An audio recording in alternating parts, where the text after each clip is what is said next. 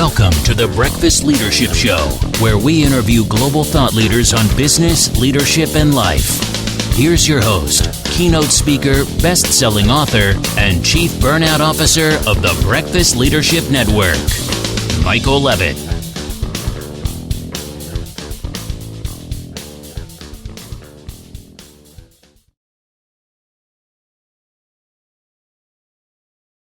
Welcome back. I've got Kvon Tucker on the line. Kvon, how are you? I am well. I'm well. Happy to be here. Looking forward to this conversation. Same here. I love talking with people that do some amazing things in the leadership space and in the human space. So let's share a little bit about you with the audience, and then we'll dive into the conversation. Yeah. I am a self-proclaimed executive and leadership development coach. I am the CEO and co-founder of a small business called Consciously that I founded with my wife, who's a licensed clinical social worker. The two of us together are centered on helping leaders find and fulfill their purpose, learning more about who they are and what's important to them. And we know that through doing that work, leaders create more good for themselves, the people around them, and for the planet. And so we have a number of tools and a number of coaches that we're working with to fulfill this mission. That's what's really important to us. Along my journey of becoming a coach, I've had the chance to work at amazing places like Netflix and Amazon and Google, all along learning more about how these organizations run and how leaders can succeed and sometimes fail in these places. And I bring all of that to my coaching and in greater service to all the clients that we are supporting. That's great experience. And we know because they are publicly traded and even more publicly known organizations, anytime there has been huge growth or something great, we'll hear about it. If something is a little sideways, we really hear about it. And especially with those, they can't hide, and not that they want to, but it just seems to be amplified in this world that tends to amplify some things. And, one of the things that, jumps out at me a lot of times, especially when, taking that experience and launching your own business and trying to help leaders become their best self. I'm sure you saw the study that Deloitte released not too long ago, where nearly 7 out of 10 C-suite executives are thinking about leaving the organization. Yeah, huge. That is catastrophic. I mean, yes, we're having 4+ million Americans leaving their jobs every month to do something else or go somewhere else. That's catastrophic for everybody that's still working there. Everyone's shorthanded and all of that. But when a leader leaves an organization, it doesn't matter if they've done an amazing job or they've done a job that wouldn't qualify as amazing. Yeah. It's still a huge vacuum. Even if you promote somebody, we'll pick on Amazon for a second. Yeah. They're stubbing the toe a little bit here and there, even though a little bit here and there. Yeah. Being generous. Andy's been there for a very long time now. He was over building their web services and all that kind of stuff. And Jeff was doing his thing. So whenever there's a shift, or even if it's interim or even planned, it's still a huge adjustment period. But when you have 70%, if you use that percentage across the board, it's going to be a wonder if we're going to be able to get anything right and all that. So for me, it's extremely concerning. That's why I'm so thankful when there's individuals like you and your team that are out there working with these leaders saying, look, let's work on some resilience. Let's work on, what's going on. Let's kind of take a step back and really do the work that needs to be done, because in many of those cases, if that's 7 out of 10, maybe I'm delusional, but I'm confident that not every one of those 7 out of 10 really want to leave. There's just some things that are out of alignment. It could be communication and all of that. I'd much rather them not leave unless it's not the right place for them, then by all means go. Yeah. But in many cases, I think people are just so wiped out from these last couple of years of everything being dumped in. It's literally someone took the junk drawer and just dumped it on us all. It's a major issue. And you're spot on. I actually just wrote a post today about this very topic, where I share that the tech industry is sick, in my opinion. And that's because many of its leaders are sick, and they're sick and tired of being sick and tired. And so I talk to these folks every day, just like you do. And I hear their stories, I hear their experiences. and people want to do something different because of how these organizations are impacting them. And it's really hard to succeed and maintain your well-being at the same time for a lot of people. Some people have it figured out. They're the vast minority, but there are some people who can succeed and maintain their well-being. But most folks really struggle with doing that in these environments for a number of reasons. And so what I support coaches around is similar to what you mentioned, finding out what do they really want? How do they want to be living their lives? And how do they use their work to support that versus the other way around? And that's hard work. And I promise all of my new clients that they will get closer to finding and fulfilling their purpose through our journey. Sometimes that means finding something else to do with your time. Sometimes that means building your own business. Sometimes that means looking at your work differently. And sometimes that means changing the way you relate to your current work. Right? There's a number of different paths for leaders to find what they're looking for. It doesn't mean you have to quit your job, but often that's the almost kind of easiest thing for folks to do rather than first looking at themselves and saying, okay, what's going on? How am I relating to my work? What's the work that I need to do now before they hop into the next place that's crazy? Because all these tech places are a little bit crazy, good ways and some not so good ways. But the next place, and then they find themselves in a similar position, right? So I encourage folks to do that work first before you make a choice on your next step. What's really important to you, and having those conversations.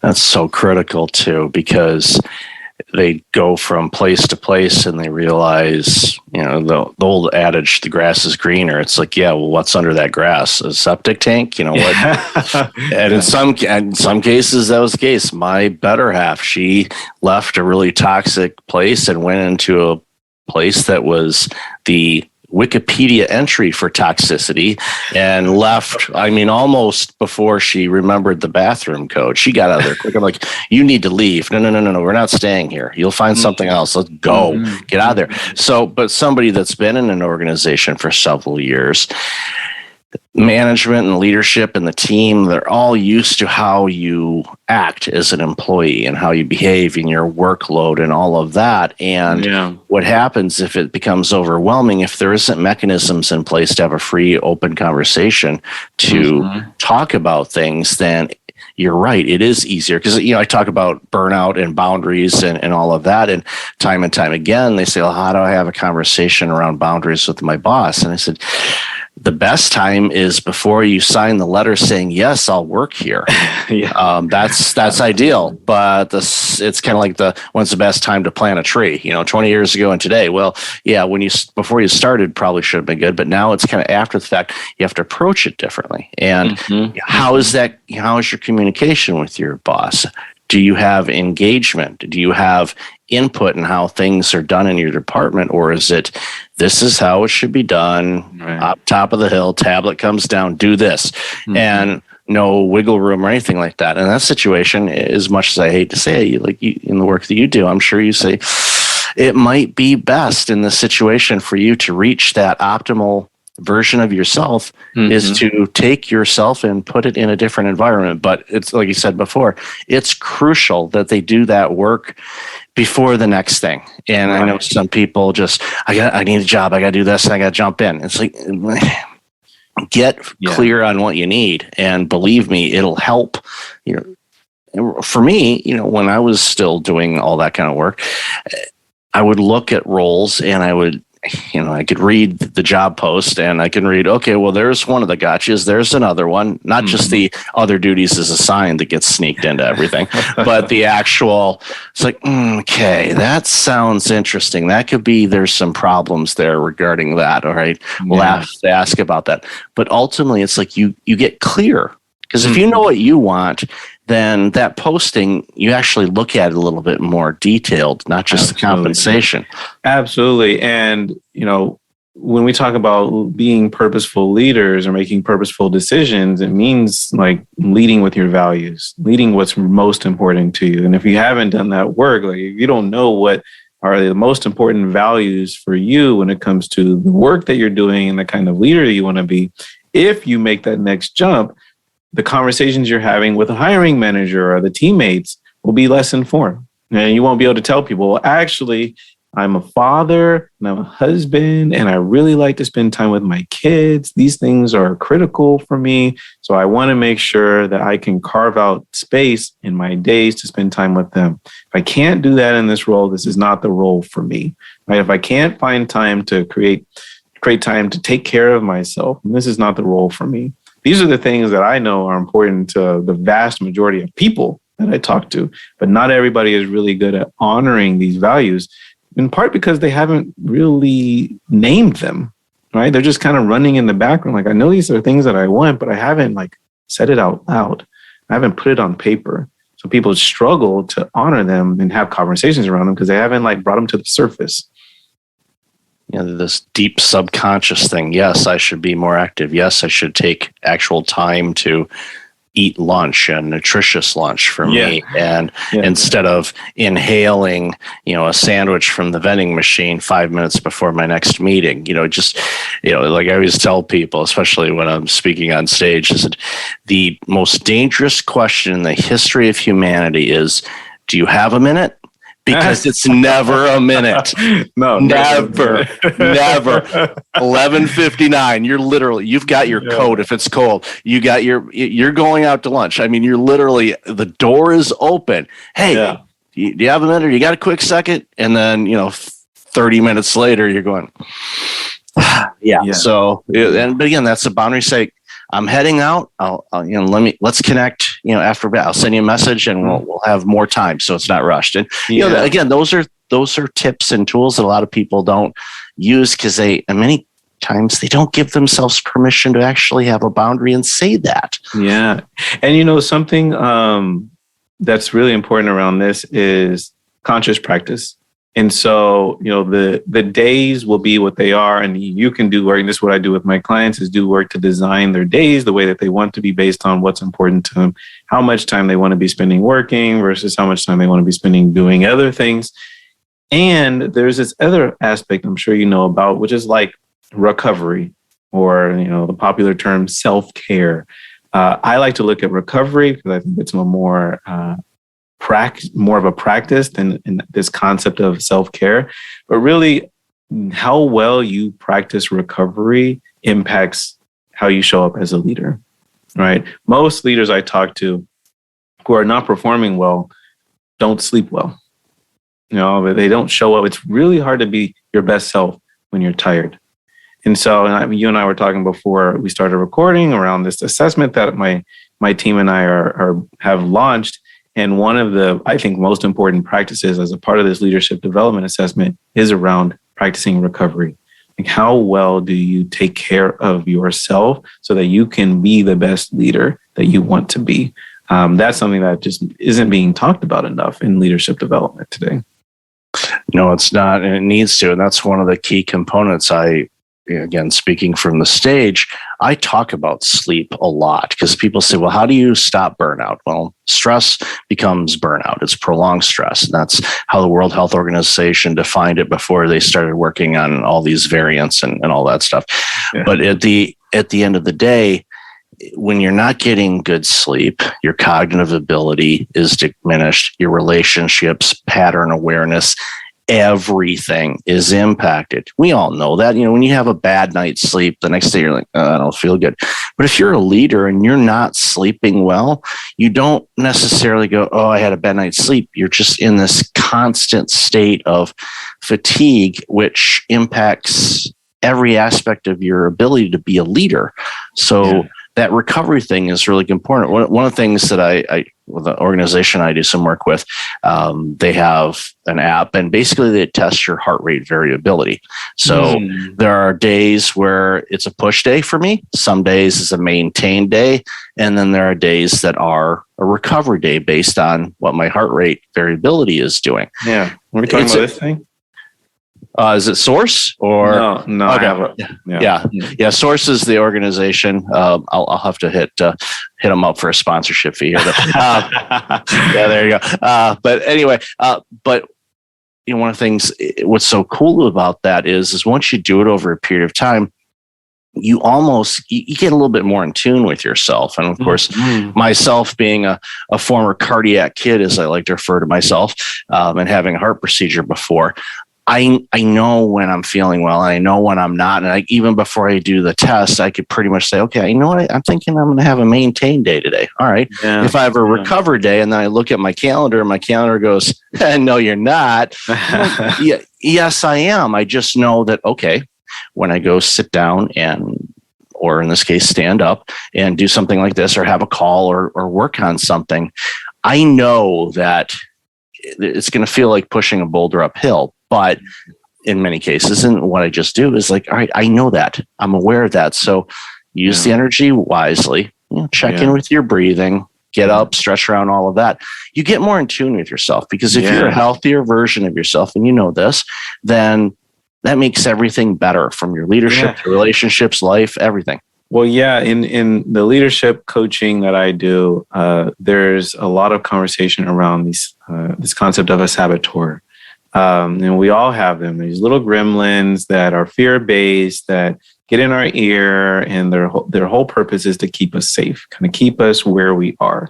And so me and my clients are doing a lot of work to silence our saboteur and, lead with sage, or lead with our best self, lead with the part of us that wants to grow and move forward. However, when you're tired, it is very hard to silence your saboteurs. Your saboteurs feed off of you being tired. Like, no, you don't need to go to the gym. No, Kvon, you don't need to go to that meeting. Actually, Kvon, you don't need to put together this project plan that you've been wanting to do, or put together the vision or the strategy. You don't just stay here. Just stay here. Don't do any of that stuff that you said you want to do. And that's the challenge. That's a challenge when you're not taking great care of your body and your mind. You stay stuck. And that's the challenge that we all have as human beings. But in leadership development, it's even higher stakes, because we're talking about leaders who are making really big decisions for companies. And when they're not well resourced, they don't make good decisions. That's just the reality of it. And that has such a negative ripple effect on every aspect of life. The products and services you and I consume, it just has a huge ripple effect. If one organization is struggling, many of them are. And just even, current state with inflation and costs, and everybody's reporting their income statements and all that good stuff, that a lot of people are struggling with things. And from a leadership standpoint, this is when you need the clarity, because it's decision time. It's time to perform. And, yes, there's external forces at play, but guess what? You still can steer things if you are alert and feeling well. If you're not. Yeah. I would go so far as to say that what has gotten human beings into these difficult situations are saboteurs. It's in part because we haven't been making great decisions up to this point. And then when things go bad, we have saboteurs on saboteurs. Now everybody's freaking out because of market conditions and the economy and the lack of job opportunities and all these problems. But what got us here is the same thing. It's like, we're not taking good care of ourselves. We're not actually doing the work to learn more about who we are and what's important to us and making conscious decisions. And so here we are. But the nice thing is that there's always more work to do, right? We can always course correct. We can always change the direction that the ship is headed. And that's what me and my clients are focused on. It's words to live by. So Kvon, love this conversation. Where can people find out more about you and all this amazing work you're doing? Yes, you can find me at Kvon at consciously.one, or KVON at consciously.one. You can find me on Instagram at consciously_Kvon. If you want to get to know me a little bit more personally, if you want to follow my leadership development content, you can find me on LinkedIn, where I tend to share posts and articles there as well.